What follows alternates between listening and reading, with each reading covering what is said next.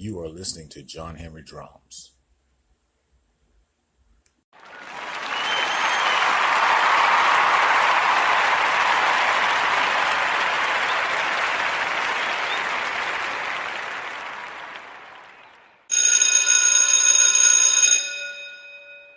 Let me then introduce my guests. First, Wyatt T. Walker, Chief of Staff of the Southern Christian Leadership Conference and Executive Assistant to the Reverend Dr. Martin Luther King. Alan Morrison, New York editor of Ebony Magazine. Malcolm X, minister of Mosque Number 7 here in New York City, a leader in the Black Muslim Organization. And James Farmer, National Director of CORE, the Congress of Racial Equality. Well, as a follower of the Honorable Elijah Muhammad and a Muslim, we believe that Mr. Muhammad has been raised by God to separate the so-called Negroes in this country from our former slave master and to lead us to a land of our own where we can stand on our own feet and solve our own problems. And because we religiously believe that it is intended, it is part of God's plan to separate the former slave, so-called Negro, from the former slave master, the American white man. We also believe that every effort to force integration upon the white man or to force the so-called Negro into the white society is actually in direct and divine opposition to God and will meet with bloodshed and destruction and no progress or benefit either to the so-called Negro or to the white man in this country. I think perhaps we ought to turn to Malcolm X, who wanted to comment on that. Yes, on this white power structure. When you say power structure, I know you mean the white power structure because that's all we have in America. And the white power structure today is just as much interested in perpetuating slavery as the white power structure was 100 years ago, only now they use modern methods of doing so. And realizing that the black people in this country are waking up and becoming filled with a desire to be looked upon as men and as human beings, the white power structure, to slow down that struggle for freedom and human dignity, uses tricks. 100 years ago they could do it with chains. Today they use tricks, and one of the tricks that they've invented is this token integration, to get Negro, so-called Negro leaders to accept a few token crumbs of integration that don't solve any problem for the masses of black people in this country whatsoever, but it does make the hand-picked Negroes be satisfied, to slow down the cry of the masses.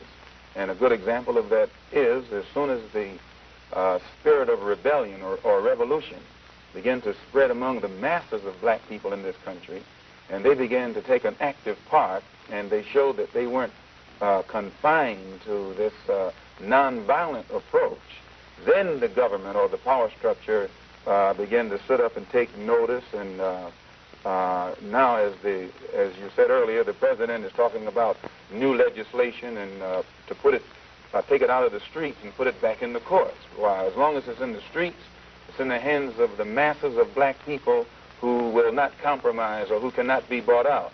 But when you put it back in the courts, then that puts it back into the hands of the hand-picked Negro leaders who will allow the judges and the other persons that are involved in this white power structure to slow them down. It's only a trick. And as long as the masses of black people are involved in the struggle for freedom, not integration, but freedom, and respect as human beings, respect as men, and show that they're willing to die to be respected as men, then the power structure sits up and takes notice. But as long as this mass element is led, and when I say led, I use led in quotes, actually contained by Uncle Tom Negro leaders who hold them back, who tell them turn the other cheek, and things like that, then the white power structure isn't worried at all. They're only worried when they know that the masses of black people are ready to explode, and in exploding it will destroy some of the furniture in their house, and then they react accordingly. Mr. Morrison? Well, Let's send it back to the Why courts. didn't he say this 3 years ago? Why didn't he say this when all of these sit-ins and freedom rides were very peacefully going on in the South and in other parts of the North? The man didn't say anything until he found out that black people in this country were ready to explode. And as soon as he saw that the explosion then was a threat to the white society, he came up with this mealy-mouthed speech, which is too late, and it's only a speech. We still don't see any actions that have stemmed from it. It's still only in the stage of words. I think the speech is late, Minister Malcolm X, but not too late. No pronouncement that was that impressive and forthright from a president of the United States. No one made a better pronouncement than Abraham Lincoln made 100 years ago, and that still hasn't been put into practice. It's still a pronouncement. Sir, I applaud words. It may be that we'll have to see martial law declared in several areas throughout the South. You mean a military dictatorship? Well, I don't choose to describe it as. It'll take a military dictatorship to bring black people and white people together in the same house. It'll take a military, if all of the token integration, which you've seen in the South, and it's only tokenism, and if this has caused the bloodshed that it has, what do you think white people, both North and South, will do on the basis of real integration? If you only ask for crumbs, and the granting of those crumbs causes bloodshed, what do you think will be caused when you ask for a loaf of bread or a bakery in which to bake your own bread? Well, let me continue. I'm sure for different reasons. But they were staying off the streets downtown. Nobody was buying. And if they can't make money out of the situation, then they want to do a rethink. Because they love to be done immediately. I don't think legislation alone can do it. And I do believe that... How can you believe it's well-intentioned, then? Well, I'm charitable enough to believe it's well-intentioned. I don't think it's realistic. That's why we're still in the condition that we're in. Our leaders are too charitable toward those politicians who have been using flowery words but not coming up with deeds that will be equal to those words. Sir, I think the real question is not whether they mean it, but what they do about it, whether they can pull it off. President Kennedy is saying that he is urging upon the congressional branch of government, the legislative branch of government, what it is you have just said, that the federal government must seize upon this question now that it has been dramatized so successfully by what has happened. But I think he knows full well that you gentlemen would want. But you can't compare the revolt of farmers with the revolt of black people in this country. Because if the farmers are revolting over more or less corn, which is in no way involves the Constitution or what this country is supposed to stand for, but the black man in this country is supposed to be getting freedom. The country is supposed to be based on that. Democracy, freedom, justice, equality, and all that stuff that they teach us in school. And now, why should the black man have to go to court to get freedom when a white man in this country is free when he's born? Why should the black man need some legislation to prove that he's a human being when you don't need any legislation to prove that whites are human beings? So I make this point because, to come right back to my initial statement at the outstart of the program, you will never get real freedom and recognition between black and white people in this country without destroying the country, without destroying the present political system, without destroying the present economic system, without rewriting the entire Constitution. It'll be a complete destruction of everything that America supposedly stands for before a white man in this country will recognize a black man as something on the same level with himself. And this is why the Honorable Elijah Muhammad teaches us that the best way to solve the problem is complete separation. Let the black man, those of our people in this country who want to, have a country of our own where we can go and stand on our own feet and solve our own problems and not have to continue going to court or waiting for some politician to legislate for another 100 or 2 years to prove that we're human beings. Mr. Moderator, I've discussed this with Minister Malcolm before, and after seeing Mississippi and Alabama close up, I'd be glad to give him those states if it were within my power to do so. Yet, as I think I've said before, Minister Malcolm, as I've said before, Minister Malcolm, the thing that bothers me about your idea of a black nation within a nation, presumably, if it can be effective then, is that if the white man hates us as much as you say he does, what a target that makes if we were all together. All right. His deeds. Okay, well, now let's see. Okay, if he hates us that much, then I would hate to be all gathered in one place. I'd rather be dispersed throughout this nation. He could drop one controlled atom bomb and wipe us out. He could strangle us with a net of... He's wiping you out. He could strangle us. Secretary May I finish? He certainly did.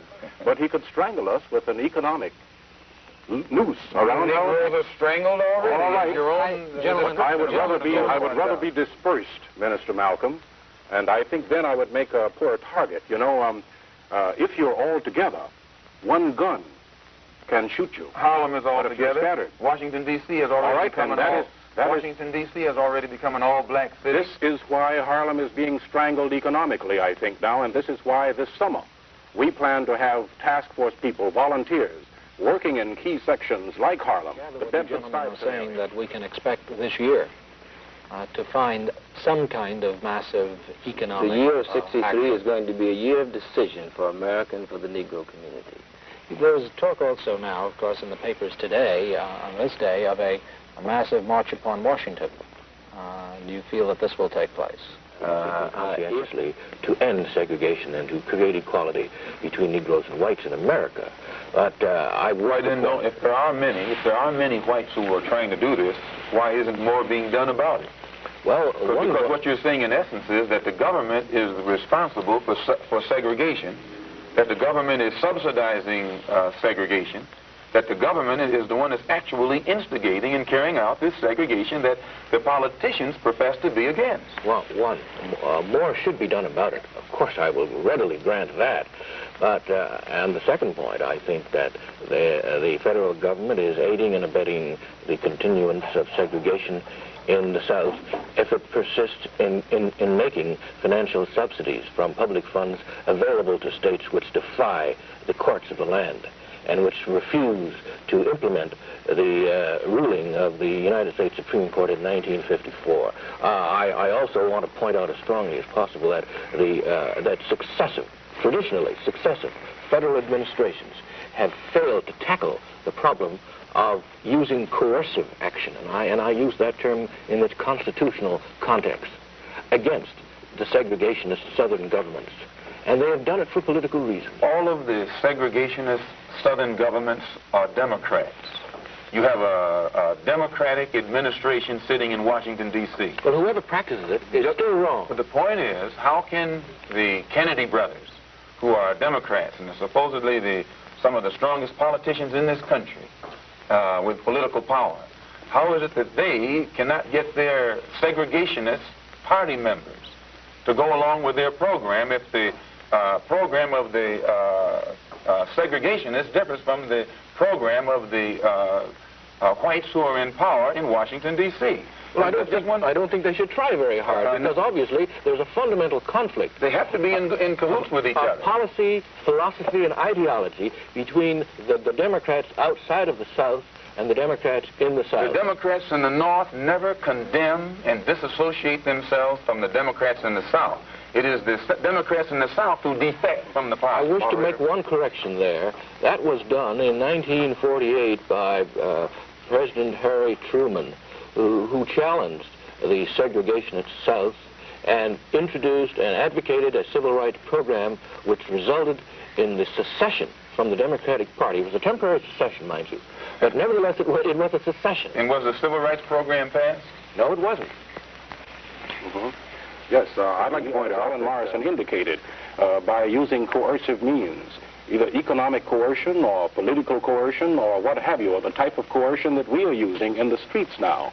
And I don't care whether this is done by a Democratic administration or a Republican administration. I don't think either one of them would be able to persuade or to convince Mississippi and Alabama to desegregate. Mr. Farmer, why say the Deep South when Inglewood is not in the Deep South, New Rochelle is not in the Deep South, Chicago is not in the Deep South, and by your own admission, there is as much segregation practiced in the North as in the South, but is done in a more subtle way.